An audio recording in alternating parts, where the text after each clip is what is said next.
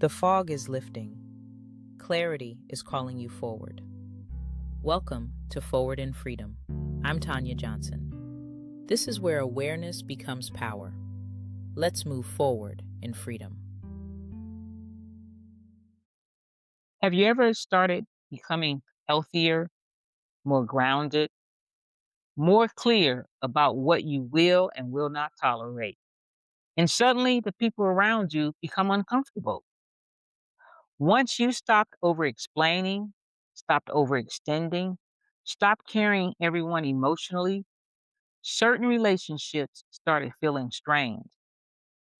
And that can feel confusing because you're becoming healthier, yet the response around you suddenly feels more tense. You tuned into the right episode because today we're talking about what happens when your growth becomes visible and the people around you don't respond well. What many people don't realize is this: growth doesn't just change your decisions, it changes the emotional systems around you. And when a system has benefited from your flexibility, your silence, your constant adjustment, your growth can feel disrupted. Not because you're doing something wrong, but because the version of you they built expectations around is changing. This is the part people rarely discuss.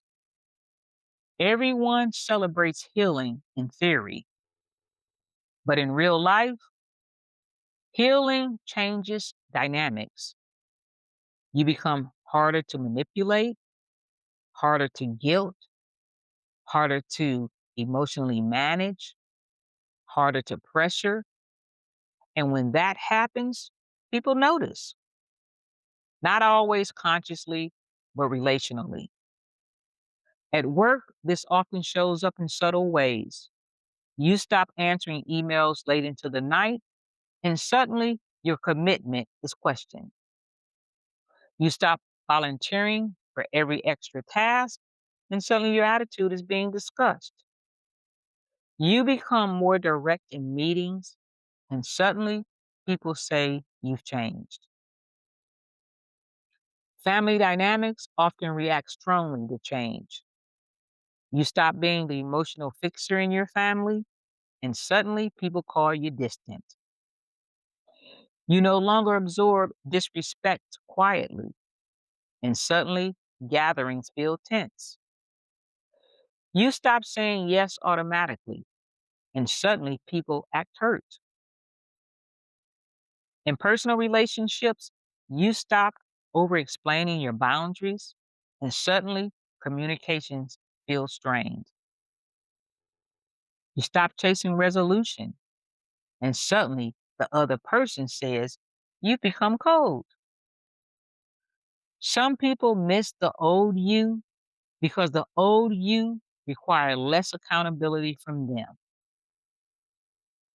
One thing that I accepted personally is that healthier decisions don't always create immediate relational peace. Sometimes growth creates tension before it creates stability. One of the hardest parts of growth is realizing that becoming healthier can expose dynamics you didn't fully see before.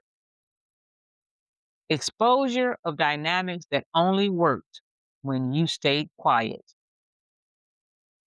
Exposure of relationships built around your overfunctioning. Exposure of environments that relied more on your flexibility than your well being. And that realization can feel deeply disorienting because now you begin asking yourself, was I loved or was I useful? Was I valued or was I simply easier to manage before? That's the emotional tension many people feel but struggle to articulate.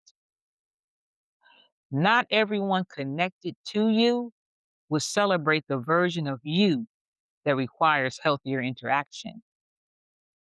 Some people preferred access over accountability. Some people were comfortable with your exhaustion because it benefited them. At this stage of growth, you're no longer just changing behavior. You are changing roles: the peacekeeper, the rescuer, the over accommodator, the emotionally available one, the person who always adjusts first. And when you stop performing those roles, people have to adapt. Some will, some won't. Some will pressure you to return to the version of yourself that made things easier for them. Growth becomes visible when people stop benefiting from your self abandonment. Let's make this practical. Resistance to your growth rarely starts as open conflict. It usually appears in smaller relational shifts. At work, you begin protecting your time. Now you're excluded from certain conversations. You stopped overperforming. Now your loyalty is quietly questioned. You stopped saying yes immediately. Now people test whether your boundaries are actually consistent. And what this reveals is important. Some environments confuse overextension with value. In families, you stop participating in unhealthy conversations. Now relatives accuse you of acting different. You stop caring emotionally for the burdens that you were never meant to carry. Now people say you're pulling away. But often what they're really reacting to is the loss of the emotional access they once had. In personal relationships, you stop explaining the same boundary repeatedly. Now frustration increases because the dynamic is no longer functioning the same way. And this is the deeper truth. People often don't react to the boundary itself, they react to losing the version of you that ignored your own needs. When access changes, reactions expose expectations. If you're listening to this and recognizing yourself, especially if you're navigating these changes at work, within your family, or in your relationships, this is exactly why support and clarity matter. Through clear direction coaching, I help individuals navigate these transitions with confidence and emotional clarity. Because growth sounds empowering until it starts changing your relationships in real time. If you're ready to strengthen your boundaries, communications, and confidence, you can book a 15-minute consultation at www.cleardirectioncoaching.com. And if you're trying to better understand your relationship dynamics and patterns, the Gathering Alliance Relationship Assessment is a powerful tool to help you evaluate things with greater clarity.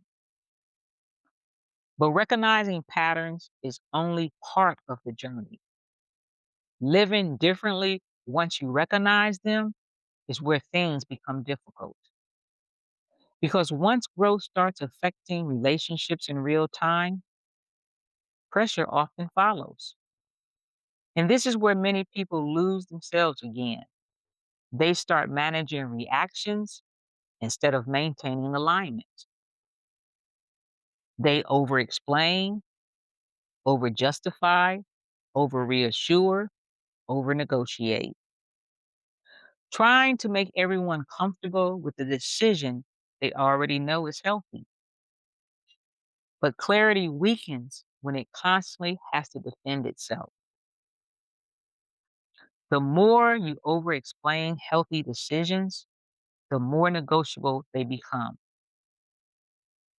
As you stay consistent in your growth, three things begin happening. Some people adjust, some people distance themselves, some people test your consistency. Let's talk about the testing. Testing often looks small: a repeated request, a subtle guilt trip, a joke about your boundary, a comment meant to make you reconsider your position. Not always openly confrontational, but intentional enough to see whether your clarity moves under pressure. And here's why consistency matters. People learn what is flexible by watching what repeatedly changes. If your decisions shift every time someone becomes uncomfortable, the discomfort becomes the strategy. But when your response remains steady, something changes. The pressure loses effectiveness, and over time, people begin responding to the version of you that actually exists now, not the version they're hoping to recover. People stop testing what consistently no longer moves. Here's your freedom nugget for this week. Not everyone will celebrate a healthier version of you immediately. Some people only felt comfortable with you when you were overextending, overgiving, or overadjusting. So stop measuring the health of your growth solely by how people respond to it. Measure it by this: are you more aligned, more honest, more steady, more at peace? Because growth is not just about becoming someone new, it's refusing to abandon yourself to keep others comfortable. And every time you remain aligned under pressure, you strengthen trust in yourself. Your growth is not wrong simply because it's disrupted someone else's comfort.